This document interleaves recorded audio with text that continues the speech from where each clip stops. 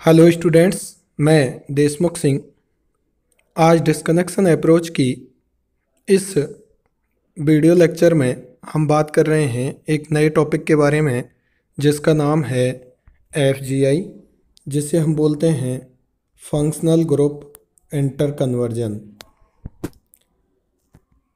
Last videos में मैंने आपको डिस्कनेक्शन अप्रोच, जिसे हम रेट्रोसिंथेटिक एनालिसिस के नाम से भी जानते हैं, उसकी बेसिक टर्मिनोलॉजी की बात की थी और वहाँ पर यह बताया था कि टारगेट मॉलिक्यूल क्या होता है, सिंथोन क्या होता है, सिंथेटिक इक्विवेलेंट क्या होते हैं, एफजीआई क्या होता है, एफजीए, एफजीआर, इन सब की मैंने ब्रीफ में बात की थी। अब हमें धीरे धीरे इन सभी को डिटेल में पढ़ना है। उसके बाद मैंने सिंथोन और सिंथेटिक इक्विवेलेंट के बारे में आपको पूरा वीडियो लेक्चर भी अपलोड किया था। आज हम बात करने वाले हैं एक नए टॉपिक के बारे में, जो है हमारा एफजीआई या फंक्शनल ग्रुप इंटर कन्वर्जन। तो देखिए, जैसा मैंने पहले बताया था और नाम से भी यहाँ दिख रहा है, फंक्शनल ग्रुप का आपस में इंटर कन्वर्ट होने का मतलब है बदल जाना, एक दूसरे में कन्वर्ट हो जाना।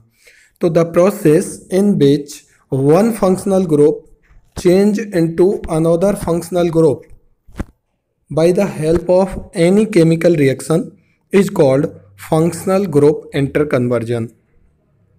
मान लीजिए किसी रिएक्शन के ड्यूरेशन में यदि कोई एक फंक्शनल ग्रुप दूसरे फंक्शनल ग्रुप में कन्वर्ट हो जाए किसी केमिकल रिएक्शन के द्वारा, तो हम इस प्रोसेस को, इस ऑपरेशन को फंक्शनल ग्रुप इंटरकन्वर्जन के नाम से जानते हैं। अब ये रिएक्शन कौन कौन सी हो सकती हैं जिनकी सहायता से ये फंक्शनल ग्रुप एक से दूसरे में कन्वर्ट हो सकते हैं? तो देखिए, या तो सबसे ज़्यादा जो रिएक्शन काम में आती है वो या तो होती है रिडक्शन, जो मैंने यहाँ पर दिखाया, या ऑक्सीडेशन, ठीक है, या हो सकता है एलिमिनेशन के द्वारा एक फंक्शनल ग्रुप दूसरे में कन्वर्ट हो, या फिर एडिशन, या फिर substitution. That means addition, substitution, oxidation, reduction या एलिमिनेशन की हेल्प से यदि हम किसी एक फंक्शनल ग्रुप को दूसरे फंक्शनल ग्रुप में कन्वर्ट कर रहे हैं तो ये प्रोसेस हमारा एफजीआई कहलाता है। कैसे कन्वर्ट करेंगे, क्या इसकी नीड है इसको कन्वर्ट करने की, उसके बारे में हम अभी डिस्कस करने वाले हैं। तो फिर हम देखते हैं कि ये जो एफजीआई है वो किसी भी reverse of a chemical reaction, so reverse operation should be used in analysis.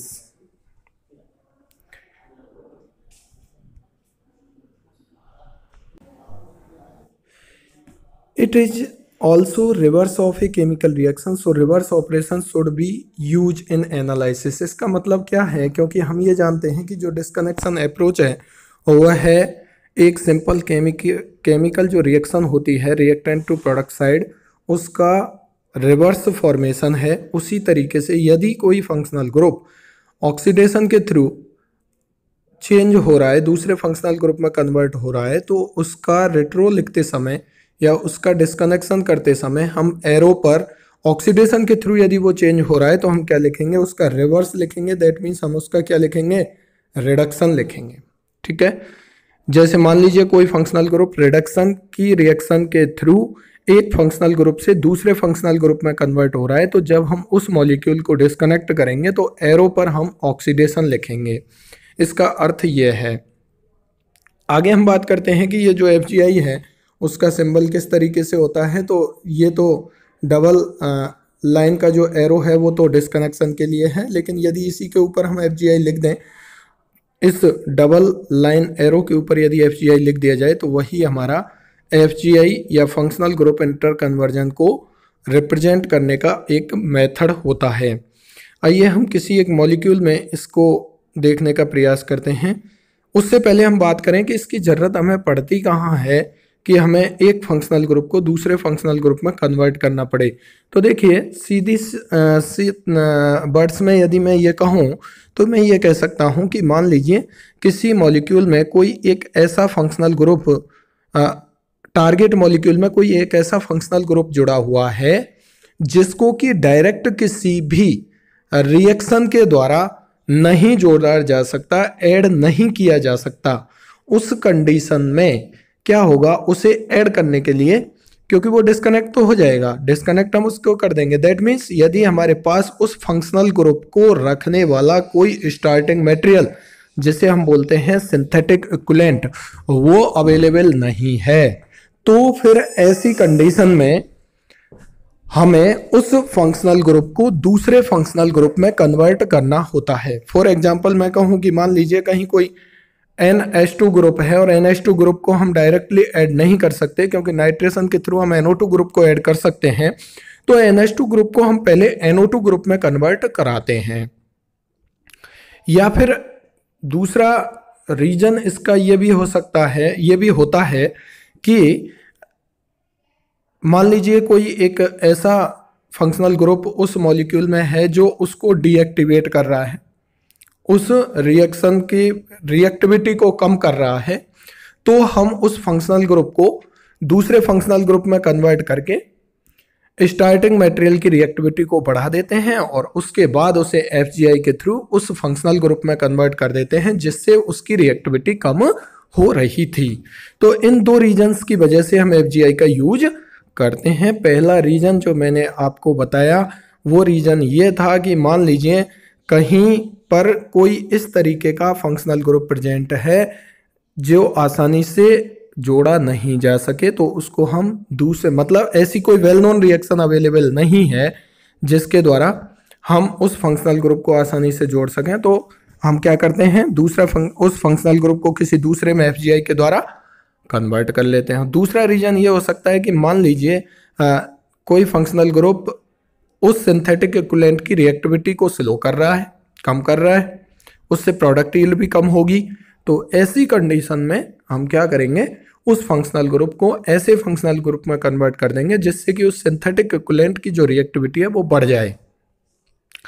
अब इन बातों को समझने के लिए हम एक एग्जांपल ले रहे हैं, जो यहाँ आपको एग्जांपल दिखाई दे रहा होगा।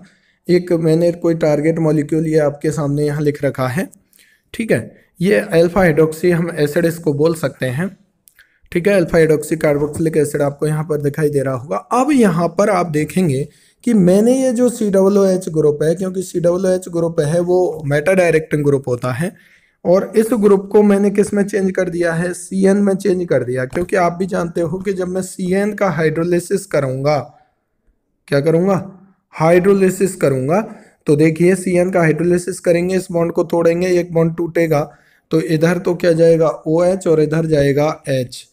कंप्लीट हाइड्रोलिसिस की बात कर रहा हूँ मैं। दूसरे बॉन्ड का करेंगे तो OH, ठीक है, और तीसरे भी बॉन्ड का करेंगे तो H और OH, तो एक कार्बन पे 3 OH आ गया और इधर से NH3 हो गया बाहर, ठीक है।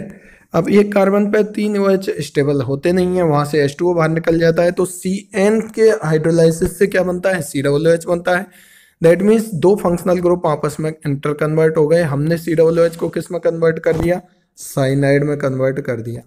किस में कन्वर्ट कर दिया, साइनाइड में कन्वर्ट कर दिया, ठीक है। यहाँ से आपको ये दिखाई दे रहा होगा FGI के थ्रू हमने COOH को किस में कन्वर्ट कर दिया, साइनाइड में कन्वर्ट कर दिया। उसके बाद हमने इस बॉन्ड को डिस्कनेक्ट कराया है, तो डिस्कनेक्ट कराने के बाद आपको यहाँ दिखाई दे रहा होगा कि ये सिंथोन बना है और ये सिंथोन बना है। इनके सिंथेटिक इक्विवेलेंट मैंने आपको यहाँ नीचे शो कर रखे हैं। एक का सिंथेटिक इक्विवेलेंट एसिटाल्डिहाइड है, तो दूसरा हाइड्रोजन साइनाइड है। इस तरीके से, क्योंकि आप जानते हो क्यों ऐसा हमने क्यों किया, यहाँ COOH को CN में चेंज करने की नीड कहाँ पड़ी, क्योंकि आप ये जानते हो कि यदि हमारे पास कार्बोनिल कंपाउंड हो और उसकी रिएक्शन यदि हम किसी न्यूक्लियोफाइल के साथ कराएं तो न्यूक्लियोफिलिक एडिशन रिएक्शन आसानी से होती हैं।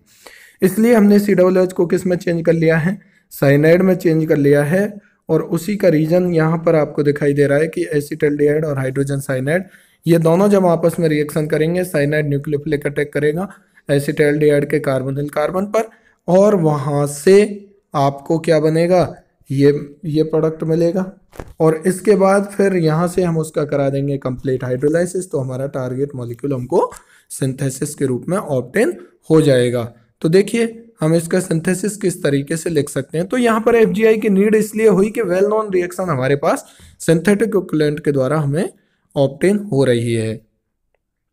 देखिए मैंने यहाँ पर आपके सामने इसका सिंथेसिस लिखा है, तो आप यहाँ पर पाएंगे ये हमारा कोई उस रिएक्शन का सिंथेटिक इक्विवेलेंट एसिटाल्डिहाइड और हाइड्रोजन साइनाइड। यहाँ से साइनाइड ये अटैक कर रहा है इस कार्बोनिल कार्बन पर और ये साइनोहाइड्रिन आपका बन रहा है, ठीक है। और यहाँ पर फिर कंप्लीट हाइड्रोलाइसिस लिखा हुआ है, कंप्लीट हाइड्रोलाइसिस ऑफ साइनाइड, तो आपका टारगेट मॉलिक्यूल के रूप में अल्फा हाइड्रोक्सी एसिड आपको ऑब्टेन हो जाएगा। तो ये वेल नोन रिएक्शन हो रही है, इसलिए हमने COOH को CN में चेंज किया है और CN में चेंज करते हुए साइनाइड में चेंज करते हुए हमने सिंथेटिक इक्विवेलेंट बनाए थे। तो इस तरीके से हम FGI का यूज करते हुए आसानी से कोई well known workable reaction, real reaction की तरफ मूव कर सकते हैं, ठीक है। मान लीजिए मैंने दूसरा एग्जांपल यहाँ आपके सामने लिया है। इस मॉलिक्यूल को देखें, ये कोई टारगेट मॉलिक्यूल है आपके पास और यहाँ से मैंने फंक्शनल ग्रुप इंटर कन्वर्जन कराया है, FGI कराया है। तो यहाँ से ये क्या बना है भाई, एल्डिहाइड कार्बोनिल से क्या बना है, एल्कोहल बना है, ठीक है। कार्बोनिल से एल्कोहल बना है और कार्बोनिल से एल्कोहल बन रहा है, इसका मतलब रिडक्शन हुआ है। लेकिन जब हम इसको किस में लिख रहे हैं कि यहाँ पर क्या है, ये हमारा डिस्कनेक्शन, तो इस FGI के नीचे यदि आप लिखना चाहो तो आप लिखोगे ऑक्सीडेशन, ठीक है। अब यहाँ से फिर बॉन्ड को क्लीव कर दिया गया है, यहाँ से बॉन्ड को तोड़ दिया गया है, इस वाले बॉन्ड को कार्बन कार्बन बॉन्ड को डिस्कनेक्ट कर दिया गया है। तो आपके पास सिंथोन के रूप में ये आ गया बेंजाइलिक ये बेंजिल रिंग के ऊपर जो है नेगेटिव चार्ज सिंथोन के रूप में, और ये दूसरा सिंथोन आ गया। यहाँ पर इसका मैंने आपको बता रखा है, ऑक्सीजन का यहाँ NGP लगेगा और NGP लग के एपॉक्साइड आपका बनेगा सिंथेटिक इक्विवेलेंट और यहाँ से कोई गिरनार रिजेंट बन जाएगा, ठीक है। नेगेटिव चार्ज है, यहाँ MgX आप जोड़ देंगे। उसके बाद आपको पता है कि गिरनार रिजेंट और एपॉक्साइड आपस में रिएक्शन करते हैं, एक वेल नोन रिएक्शन होती है और वेल नोन रिएक्शन इस तरीके से होती है जो आपको यहाँ पर दिखाई दे रही होगी। ये आपका सिंथेटिक इक्विवेलेंट है, ये सिंथेटिक इक्विवेलेंट है, यहाँ पर ये अटैक होगा, ये यहाँ से ये अटैक होगा और ये रिंग खुल जाएगी, 3 मेंबर्ड रिंग, और आपका ये बन जाएगा। उसके बाद इसका हाइड्रोलाइसिस होगा इस वाले बॉन्ड का, यहाँ पर ये हाइड्रोलाइसिस होगा तो आपको ये वाला मॉलिक्यूल ऑब्टेन हो जाएगा। और फिर यहाँ से आप क्या करा देंगे, ऑक्सीडेशन। देखिए यहाँ से ऑक्सीडेशन कराया क्योंकि एल्कोहल किस में कन्वर्ट हो रहा है, कार्बोनिल कंपाउंड में कन्वर्ट हो रहा है, और यहाँ पर कार्बोनिल कंपाउंड किस में कन्वर्ट हो रहा था, एल्कोहल में कन्वर्ट हो रहा था, ठीक है। तो हमने यहाँ लिख दिया ऑक्सीडेशन के थ्रू हम वहाँ पर टारगेट मॉलिक्यूल तक पहुँच जाते हैं। तो इस तरीके से हम ये बता सकते हैं कि FGI का यूज करते हुए हम किसी भी वेल नोन और वर्केबल रिएक्शन जो आपने पढ़ी है उस रिएक्शन का यूज करते हुए हम किसी टारगेट मॉलिक्यूल को सिंथेसाइज कर सकते हैं। FGI का जो मेन एप्लीकेशन है वो यही है कि आप FGI के द्वारा कोई ऐसा फंक्शनल ग्रुप यदि टारगेट मॉलिक्यूल में अवेलेबल है, जुड़ा हुआ है, जिसको डायरेक्टली किसी भी रिएक्शन से जोड़ पाना पॉसिबल नहीं होता, उसको ऐड करने के लिए कोई वेल नोन रिएक्शन नहीं होती, तो हम FGI के द्वारा उस ग्रुप को, और FGI में जनरल जो हम काम में लेते हैं वो ऑक्सीडेशन रिडक्शन का यूज करते हैं, उसके द्वारा हम क्या करते हैं उसे चेंज कर लेते हैं और वेल नोन रिएक्शन की तरफ मूव कर जाते हैं। एक तो जो इसका एप्लीकेशन है वो होता है ये कि डायरेक्टली जिस ग्रुप को ऐड करना पॉसिबल नहीं है उस ग्रुप को हम FGI के द्वारा ऐसे ग्रुप में कन्वर्ट कर देते हैं जिसको हम डायरेक्टली किसी भी रियल वेल नोन और वर्केबल रिएक्शन के द्वारा ऐड कर सकते हैं। तो यही इसका मेन एप्लीकेशन होता है। सामान्यतः ऑक्सीडेशन रिडक्शन का यूज करते हुए हम FGI का यूज करते हैं। डिफरेंट ऑक्सीडाइजिंग एजेंट होते हैं जो डिफरेंट वर्क करते हैं, वो आपको पता होने चाहिए।